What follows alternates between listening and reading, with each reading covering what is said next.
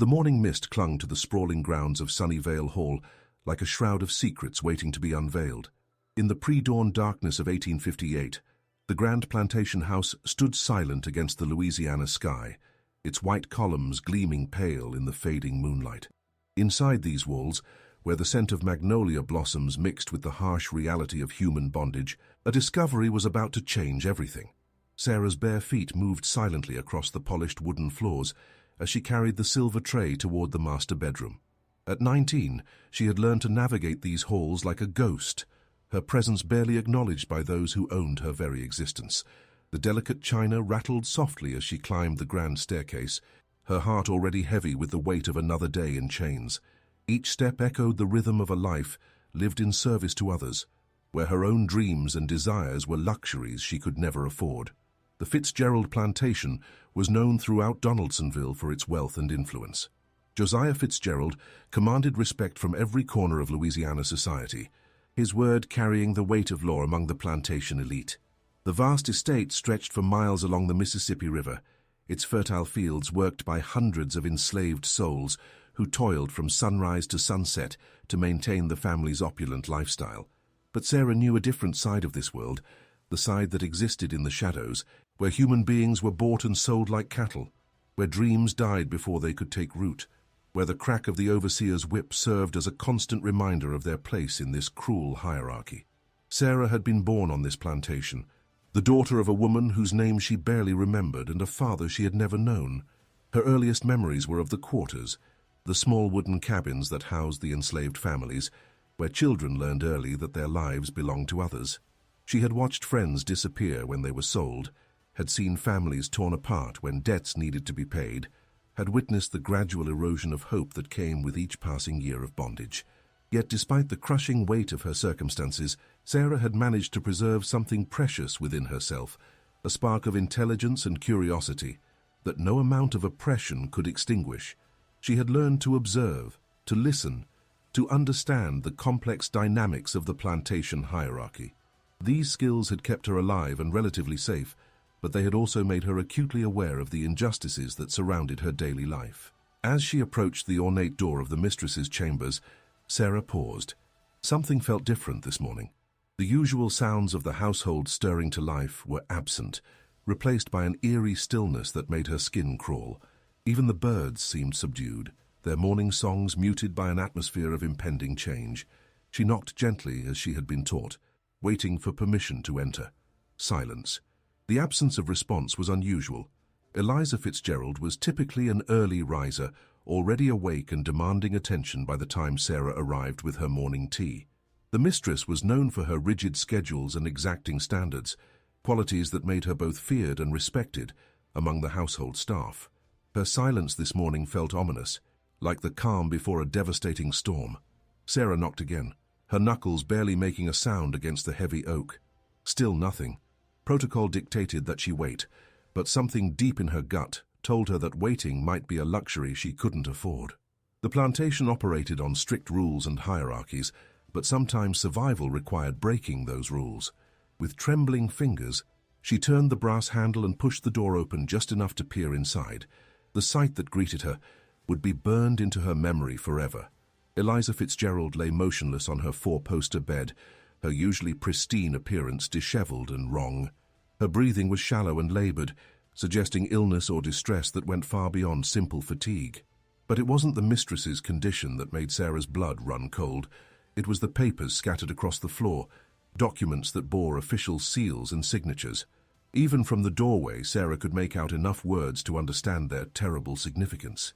Bills of sale, transfer documents, and what appeared to be correspondence about the immediate liquidation of the plantation's assets, including its slaves. The documents were spread across the Persian rug like fallen leaves, each one representing a life that would soon be uprooted and scattered to unknown destinations.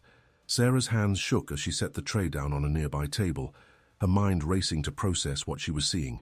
The Fitzgerald fortune, built on the backs of hundreds of enslaved people, was crumbling. The family that had seemed so powerful and untouchable was facing financial ruin, and their solution was to sell everything they owned, including the human beings who had created their wealth. And if these documents were authentic, Every soul on this plantation was about to be sold to the highest bidder, scattered to the winds like leaves in a hurricane. Families would be separated, children torn from their parents, lovers divided by hundreds of miles. The community that had sustained Sarah through 19 years of bondage was about to be destroyed forever. But there was something else among the papers, something that made Sarah's heart skip a beat. A letter bearing the seal of the Underground Railroad, hidden beneath a stack of financial documents. Her eyes widened as she realized what this meant. Eliza Fitzgerald, the woman who had treated her slaves with cold indifference, who had never shown a moment of compassion or humanity toward the people she owned, had been secretly corresponding with abolitionists. The letter was partially visible, its contents revealing a network of safe houses and escape routes that stretched from Louisiana all the way to the free states of the North. Names and locations were mentioned, along with coded phrases that Sarah didn't understand but recognized as important. This wasn't just sympathy for the abolitionist cause, this was active participation in helping enslaved people escape to freedom. The sound of footsteps in the hallway snapped Sarah back to reality. Heavy boots on wooden floors, moving with purpose toward the very room where she stood frozen in shock. She recognized that gate. It belonged to Josiah Fitzgerald himself, and he was not alone. Voices carried through the walls discussing matters of urgent business that would determine the fate of everyone on the plantation. The tone was serious, desperate even, suggesting that the financial crisis was more severe than anyone had realized. Sarah's mind raced as she realized the impossible position she was in. She possessed knowledge that could save lives or destroy them, depending on how she chose to act. The papers on the floor contained information that the other slaves desperately needed to know. But retrieving them would mean risking everything. If she were caught with these documents, the consequences would be swift and brutal. Josiah Fitzgerald was not known for his mercy, especially when it came to slaves who overstepped their boundaries. The footsteps grew closer, and Sarah knew she had only seconds to make a decision that would echo through the lives of everyone she cared about. The morning sun was beginning to filter through the heavy curtains, casting long shadows across the room, where secrets lay scattered like fallen leaves, waiting for someone brave enough to gather them up.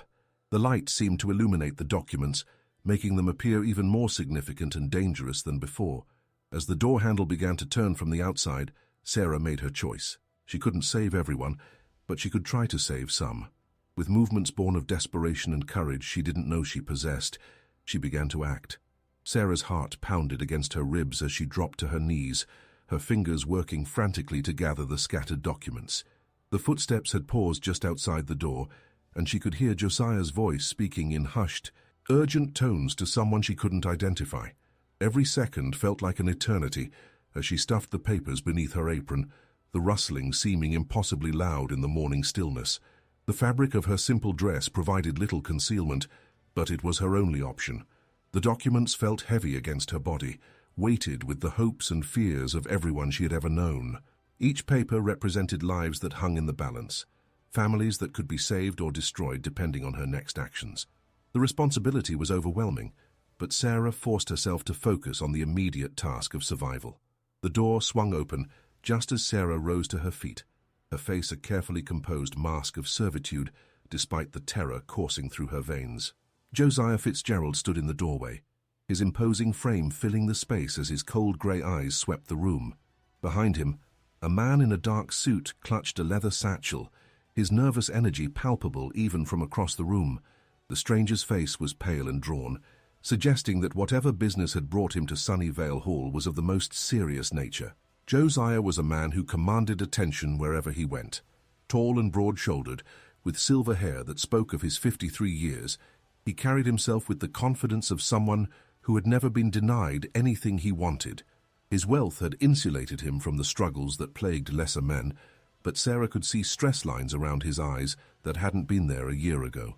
The financial pressures that were forcing him to sell his human property were clearly taking their toll. "What are you doing here?" Josiah's voice cut through the air like a whip, his gaze fixed on Sarah with the intensity of a predator sizing up its prey. There was suspicion in his tone, a wariness that suggested he was already questioning whether her presence in the room was entirely innocent. "Bringing the morning tea, Master Fitzgerald," Sarah replied, her voice steady despite the chaos in her chest.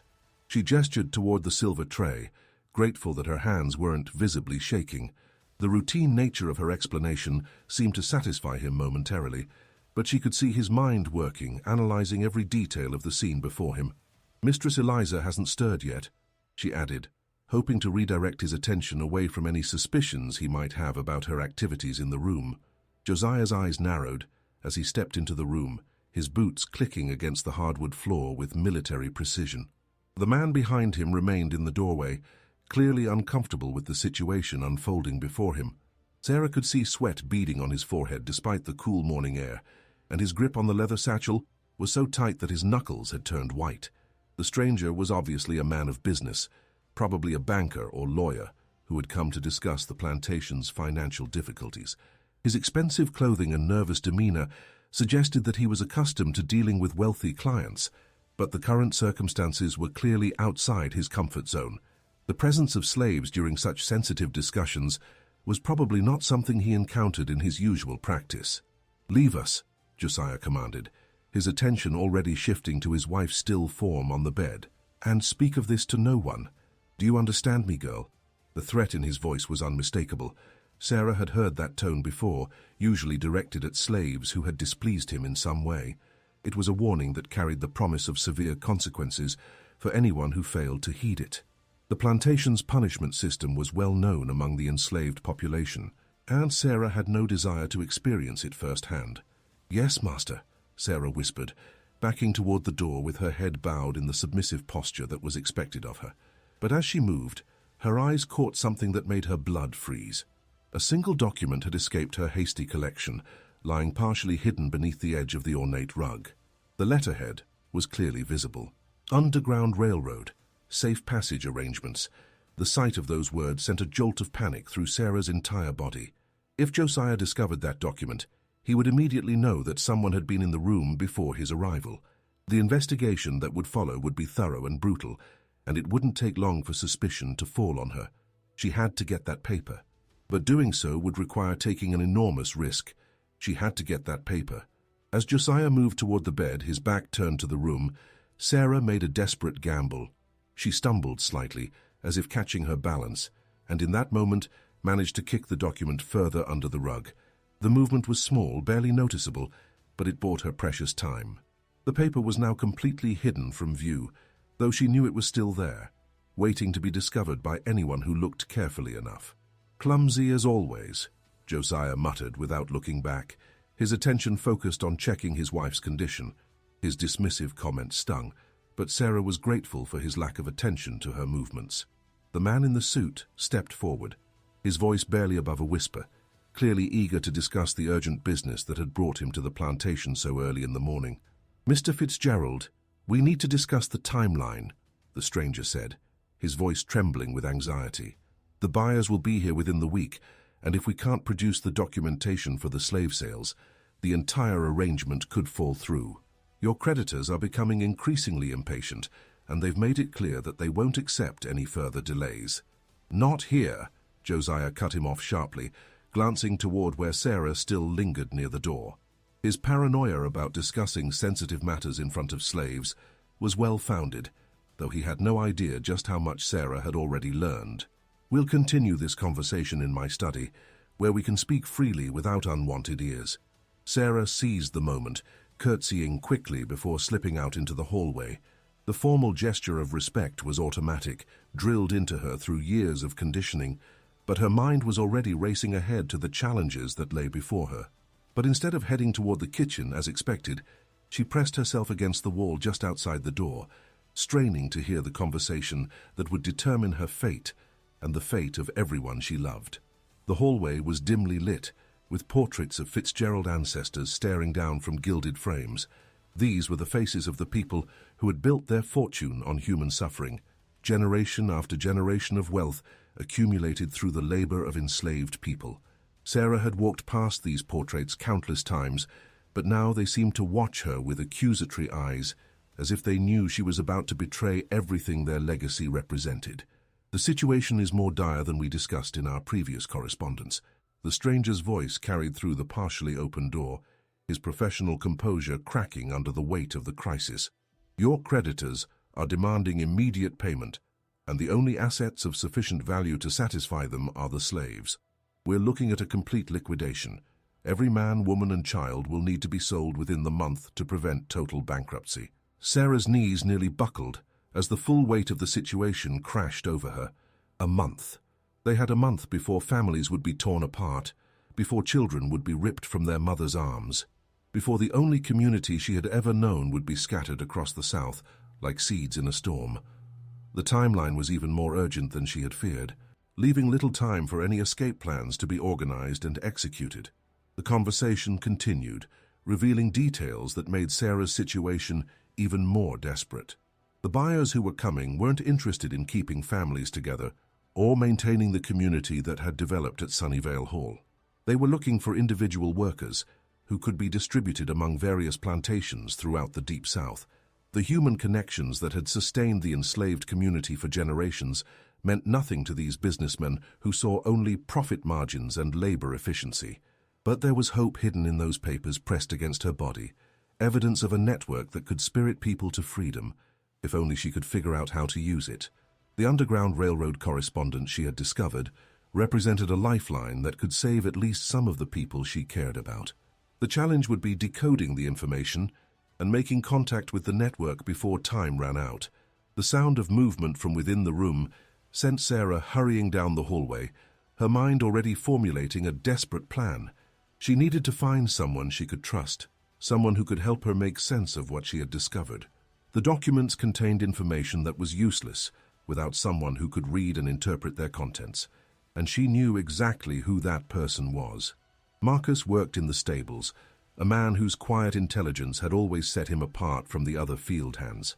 More importantly, he was one of the few people on the plantation who could read, a skill he had acquired in secret and shared with only a trusted few.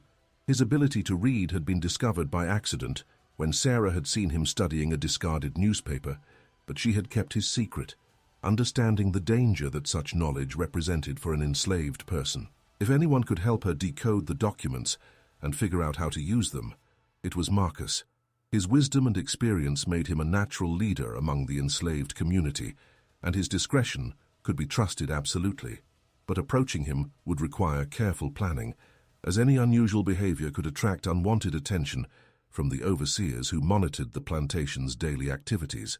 As Sarah made her way toward the stables, the papers hidden beneath her apron felt like they were burning against her skin.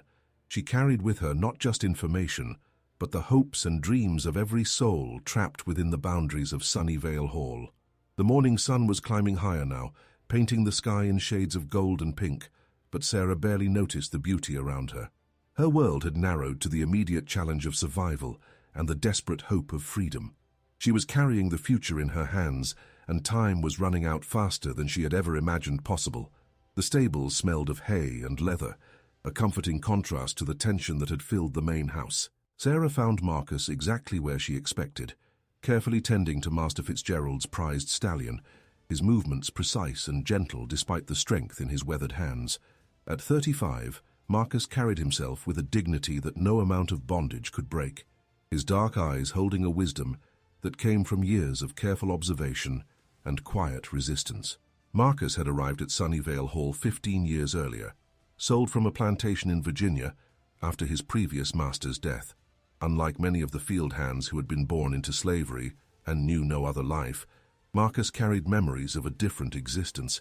He had been educated in his youth by a sympathetic overseer's wife, a secret that he guarded carefully, but that had shaped his understanding of the world beyond the plantation's boundaries.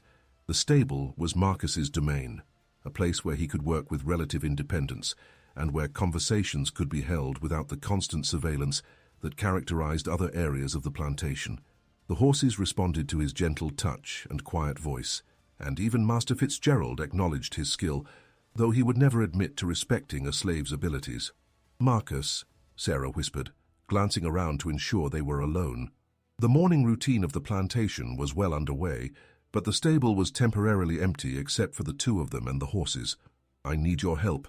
Something terrible is happening, and I don't know what to do." He looked up from the horse's bridle, immediately recognizing the urgency in her voice. Marcus had known Sarah since she was a child, had watched her grow from a frightened girl into a young woman of remarkable courage and intelligence. Their relationship was that of a protective older brother and a beloved younger sister, bound together by shared circumstances and mutual respect. Without a word, he led her to the back corner of the stable, where bales of hay created a natural barrier from prying eyes. The morning light filtered through the wooden slats, casting patterns of shadow and gold across their faces. This corner had served as a meeting place for trusted conversations before, a sanctuary where the enslaved community could share information and support each other through the darkest times. "What is it, child?" Marcus asked, his voice low and steady. He had always treated Sarah like the daughter he'd never been allowed to have, and she trusted him more than anyone else in the world. His calm presence had a steadying effect on her nerves, though the gravity of the situation still weighed heavily on her shoulders. With trembling hands, Sarah pulled the documents from beneath her apron, spreading them carefully on a bale of hay. The papers rustled softly in the quiet stable, their official seals and formal language standing in stark contrast to the humble surroundings. Marcus's eyes widened as he took in the official seals, the formal language, the devastating implications of what lay before them. "Dear Lord," he breathed, his finger tracing the lines of text as he read. Marcus's literacy was limited but functional, enough to understand the basic content of most documents. The legal language was complex, but the intent was clear enough. They're selling everyone, the whole plantation. His voice cracked slightly as the full weight of the situation settled over him. Families are going to be destroyed. The bill of sale documents were particularly heartbreaking to read. They listed human beings like livestock, with ages, physical descriptions, and estimated values. Children were separated from their parents in the accounting, their worth calculated based on their potential future labor rather than their humanity. The cold, businesslike language reduced entire lives to simple monetary transactions. But then, his expression changed as he spotted the Underground Railroad correspondence. His hands shook as he lifted the letter, reading it twice to make sure he understood correctly. The letterhead was unmistakable, and the content was even more remarkable than the official documents. "Sarah, do you know what this is?" he asked, his voice filled with a mixture of hope and disbelief. The letter represented something he had heard whispered about in the quarters, but had never seen evidence of, a real functioning network dedicated to helping enslaved people escape to freedom. "I think so," she replied, her heart racing. "But I don't understand all of it. The names, the places mentioned, what do they mean? How does it work?" Marcus studied the letter carefully, his years of secretly learning to read now serving a purpose more important than he had ever imagined. The document contained detailed information about safe houses, contact points, and coded signals that could mean the difference between freedom and recapture. "This is a network," he explained, his voice barely above a whisper. "People who help slaves escape to freedom, and according to this, Mistress Eliza was working with them." The revelation hit Sarah like a physical blow. The woman she had served for years, who had seemed so cold and distant, who had never shown the slightest compassion for the people she owned, had been risking everything to help people escape. It challenged everything Sarah thought she knew about the plantation's hierarchy and the motivations of the people who controlled their lives. "But why?" she asked, her voice filled with confusion and wonder. "Why would she do that? She never showed any kindness to us, never seemed to care about our suffering." "Sometimes people surprise you," Marcus replied, his eyes scanning the documents for more details. "Maybe she had reasons we never knew about, or maybe she was afraid to show her true feelings. But look here, there are specific instructions, meeting points, safe houses. This isn't just correspondence, Sarah. This is an active escape route." As Marcus continued to read, his excitement grew despite the danger of their situation. The letter contained detailed information about a network of safe houses stretching from Louisiana all the way to the Free States in the north. There were names of conductors, coded signals that would identify friendly contacts, and most importantly, a schedule of upcoming departures that could provide immediate opportunities for escape. The network was more sophisticated than either of them had imagined. Safe houses were located at regular intervals along the route north, each one operated by people who risked their own freedom to help others escape bondage. The conductors were experienced guides who knew the safest paths through dangerous territory, and the entire system operated with military precision despite the constant threat of discovery. "There's a group leaving tomorrow night," Marcus said, his voice tight with emotion. "From the old mill by Bayou Lafourche. The letter gives specific instructions about the meeting time and the signals to use for identification. But Sarah, this is dangerous beyond anything you can imagine. If we're caught." The consequences of being caught attempting to escape were well known to every enslaved person. At best, they would face severe punishment and be sold to plantations known for their brutal treatment of slaves. At worst, they could be killed as an example to others who might be tempted to seek freedom. The risk was enormous, but so was the potential reward. "If we don't try, we'll be sold anyway," Sarah interrupted, her voice stronger than she felt. "At least this way, we have a chance. We can't save everyone, but we can save some people, some families." Marcus nodded slowly, understanding the impossible choice they faced. Stay and face certain separation and sale, or risk everything for a chance at freedom. The decision would affect not just their own lives, but the lives of everyone they chose to include in their escape plans. But there was another complication. They couldn't tell everyone about the opportunity, and choosing who to inform would mean condemning others to their fate. "We need to be smart about this," Marcus said, his strategic mind already working through the possibilities. "We can't tell everyone. Too many people knowing increases the risk of discovery. But we can save some families, some children. We need to choose people we trust absolutely. People who can keep secrets and follow instructions without question." The selection process would be heartbreaking. Every person they didn't tell would face an uncertain future when the plantation was sold, but including too many people in the escape attempt would make it impossible to maintain secrecy. They would have to make choices that would haunt them for the rest of their lives. But the alternative was to let everyone face destruction without any hope of escape. As they spoke, the sound of approaching footsteps made them both freeze. Marcus quickly gathered the papers, shoving them deep into a pile of hay, as Sarah pretended to help him with the horse's equipment. The stable door creaked open, and one of the house servants appeared, looking frazzled and worried. "Sarah, Pastor Fitzgerald is looking for you," the woman said, her voice trembling with anxiety. "He's asking questions about this morning, about what you might have seen in the mistress's room. He seems very upset about something." Sarah's blood turned to ice. Somehow Josiah suspected that she knew more than she was letting on. Perhaps he had noticed the missing document, or maybe her behavior had given her away. Either way, she was in immediate danger, and any mistake could expose the entire escape plan before it had a chance to succeed. "Tell him I'll be right there," Sarah replied, trying to keep her voice steady. As the servant hurried away, Sarah turned back to Marcus, her eyes filled with determination despite her fear.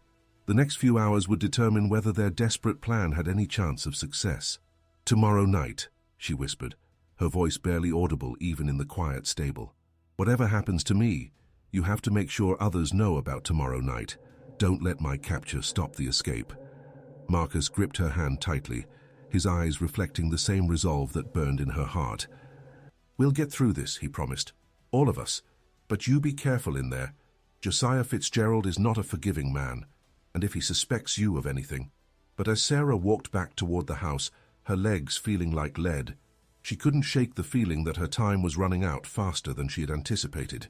Josiah Fitzgerald was not a man who tolerated deception, and if he suspected her of stealing information, the consequences would be swift and brutal. The morning sun had climbed higher, but for Sarah, it felt like the darkness was closing in around her. The study where Josiah Fitzgerald conducted his business affairs felt like a tomb as Sarah stood before his massive oak desk, her hands clasped tightly in front of her to hide their trembling. The walls were lined with books she would never be allowed to read, maps of territories where she would never be free to travel, and portraits of ancestors who had built their wealth on the suffering of people like her. The room itself was a monument to power and privilege, designed to intimidate anyone who entered it. The afternoon sunlight streamed through tall windows, illuminating dust motes that danced in the air like tiny spirits. But the beauty of the light only served to highlight the darkness of the conversation that was about to take place. Sarah had been summoned here for a reckoning, and she knew that her very life hung in the balance of the next few minutes. Josiah sat behind his desk like a judge preparing to deliver a sentence, his cold grey eyes studying Sarah's face for any sign of deception. The man in the dark suit from earlier stood by the window, his nervous energy filling the room with tension thick enough to cut with a knife. The financial crisis that had brought him to the plantation was clearly weighing heavily on both men. But their immediate concern was the security breach that threatened to complicate their already desperate situation. The desk between them was covered with ledgers, financial documents, and correspondence that spoke to the magnitude of the Fitzgerald family's problems. Years of poor investments and extravagant spending had finally caught up with them, and the plantation that had once seemed like an inexhaustible source of wealth was now their only hope of avoiding complete ruin. "Sarah," Josiah began, his voice deceptively calm, "I want you to think very carefully before you answer my next question. This morning, when you entered my wife's chamber, did you see anything unusual, anything that might have seemed out of place?" The question hung in the air like a trap waiting to be sprung. Sarah's mind raced as she considered her options, each one fraught with danger. Lying to Josiah was dangerous, but telling the truth would be fatal, not just for her, but for everyone whose escape depended on the information she had discovered. She thought of Marcus, of the families who could be saved, of the children who might grow up free if she could just hold on a little longer. "No, Master Fitzgerald," she replied, her voice steady despite the storm raging inside her. "I saw only what I always see, the room prepared for Mistress Eliza's morning tea." Josiah's eyes narrowed, and Sarah could see that he didn't believe her. His years of dealing with slaves had taught him to read the subtle signs of deception, and he was clearly suspicious of her response. He rose from his chair slowly, his imposing frame casting a shadow across the room as he moved around the desk to stand directly in front of her. "You see, Sarah, I have a problem," he said, his voice dropping to a dangerous whisper. "Some very important documents have gone missing from that room. Documents that could cause considerable trouble if they fell into the wrong hands." The threat in his words was unmistakable. Sarah could feel the weight of the hidden papers against her body, and she wondered if somehow he could sense their presence. The documents felt like they were burning through her clothing, marking her as a thief and a conspirator against everything the plantation represented. The man by the window shifted uncomfortably, clearly eager to conclude their business and leave. "Mr. Fitzgerald, perhaps we should focus on the immediate concerns. The buyers will arrive soon and we need to have everything in order for the sale. Time is of the essence if we're going to satisfy your creditors." "In a moment," Josiah replied without taking his eyes off Sarah. "First, I need to resolve this matter of trust. You see, Sarah, loyalty is everything in times like these. Those who prove their loyalty will be rewarded when this crisis passes. Those who betray my trust will face consequences that extend far beyond their own lives." The implication was clear. Any betrayal would result in punishment not just for Sarah, but for others she cared about. It was a tactic Josiah had used before, leveraging the bonds between enslaved people to ensure compliance and silence. The threat to harm innocent people was often more effective than any physical punishment. Sarah felt sweat beading on her forehead despite the cool afternoon air. Every instinct told her to run, but she forced herself to remain still, to maintain the facade of ignorant servitude that had protected her for so long. The performance required every ounce of strength she possessed, but it was her only hope of surviving long enough to help others escape. "I don't know anything about missing papers, Master," she said, allowing a note of confusion to creep into her voice. "I can only tell you what I saw, and I saw nothing unusual. Mistress Eliza was resting, and I left her tea as I always do." For a long moment, Josiah studied her face, searching for any crack in her composure. His experience with interrogation was extensive, and he knew how to apply pressure until even the strongest will broke. But Sarah had been preparing for this moment her entire life, learning to hide her thoughts and feelings behind a mask of compliance. Then, unexpectedly, he smiled, a cold, calculating expression that made Sarah's skin crawl. It was the smile of a predator who believed he had cornered his prey, confident that the truth would eventually emerge regardless of any temporary deception. "Very well," he said, returning to his chair with deliberate slowness. "You may go. But Sarah, I want you to remember something. In times of change, loyalty is the most valuable currency a slave can possess. Those who prove their loyalty will find their situations improved when new arrangements are made. Those who betray my trust will face consequences beyond their imagination." Sarah curtsied deeply, her heart hammering against her ribs. "Yes, Master Fitzgerald, I understand completely." As she turned to leave, Josiah's voice stopped her at the door. "Oh, and Sarah, I'll be conducting a thorough search of the slave quarters this evening, just to ensure that nothing important has been misplaced." I'm sure you understand the necessity of such precautions. The threat was clear, and Sarah knew she had only hours before her deception would be discovered. The search would be comprehensive and brutal, leaving no hiding place unexplored. Any evidence of the documents would be found, and the consequences would be swift and terrible. As she left the study, her mind was already racing ahead to the evening, to the desperate gamble that would determine whether she lived to see another sunrise. The rest of the day passed in a blur of frantic preparation. Sarah managed to find Marcus during the afternoon, and together they spread word to a carefully selected group of trusted individuals. The selection process was agonizing. They had to choose people who could be trusted absolutely, while leaving behind others who deserved the same chance at freedom. Not everyone could be saved.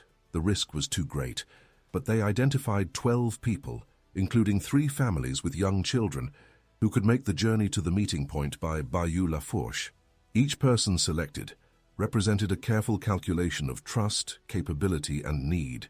They chose people who had shown courage in the past, who could follow instructions without question, and who had the physical strength to endure the dangerous journey ahead. The conversations were conducted in whispers, during brief moments when surveillance was minimal. A word here, a gesture there, coded messages that conveyed the essential information without revealing the full scope of the plan. Each person who was told had to make an immediate decision, stay and face certain sale and separation, or risk everything for a chance at freedom. The responses were mixed but ultimately encouraging. Some were too frightened to take the risk, preferring the known horrors of slavery to the unknown dangers of escape. But others embraced the opportunity with a courage that inspired everyone involved. Families made the decision together, understanding that success or failure would affect them all. As the sun began to set over Sunny Vale Hall, painting the sky in shades of orange and purple, Sarah stood at the edge of the plantation grounds, looking back at the only home she had ever known. The familiar landscape was beautiful in the evening light, but it was also a prison that had contained her dreams and aspirations for 19 years. In a few hours she would either be free or dead, but she would never again wake up in the small cabin where she had spent her entire life. The thought was both terrifying and exhilarating, representing a complete break from everything she had ever known. The future was uncertain, but it was hers to shape for the first time in her life. The group that gathered in the darkness near the old mill was smaller than she had hoped, but larger than she had dared to dream. Marcus was there, along with 2 families from the field hands and several young people who had nothing left to lose. They moved like shadows through the Louisiana night, guided by the coded instructions from the Underground Railroad correspondence. The journey to the meeting point was treacherous, requiring them to avoid the regular patrols that monitored the plantation boundaries. They traveled in small groups, using different routes to minimize the risk of detection. The night was dark, with clouds obscuring the moon, providing natural cover for their movements. At the designated meeting point, they found their conductor, a weathered white woman whose eyes held the same determination that burned in their hearts.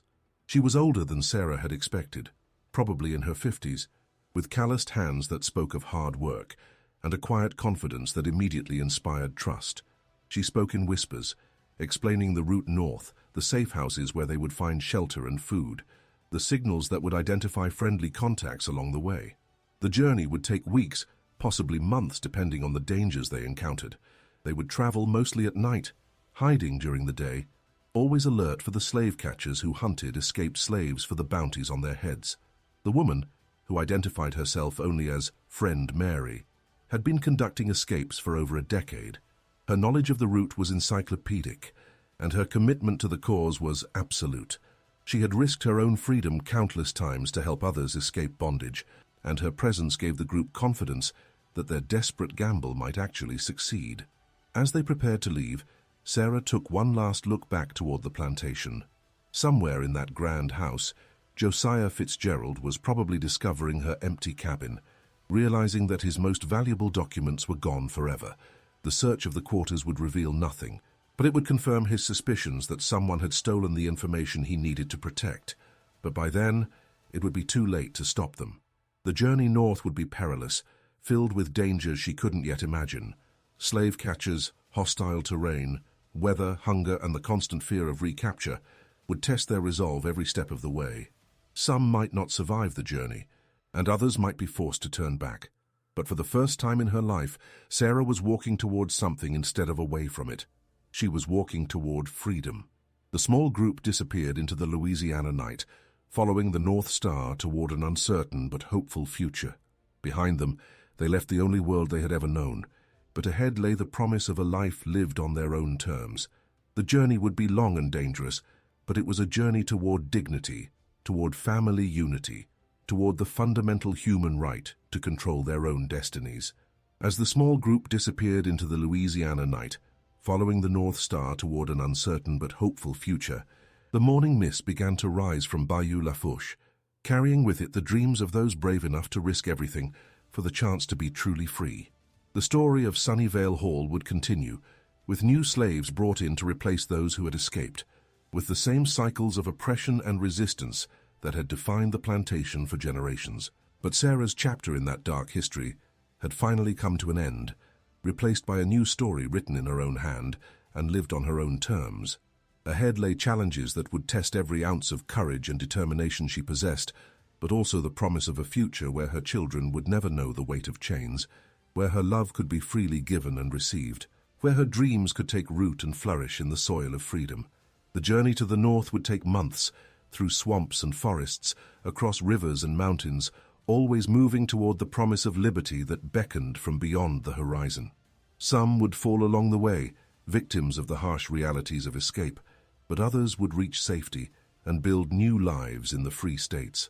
For Sarah, the girl who had entered a mistress's room at dawn and discovered the unimaginable, the future stretched ahead like an unwritten page, waiting to be filled with the story of a life finally lived in freedom.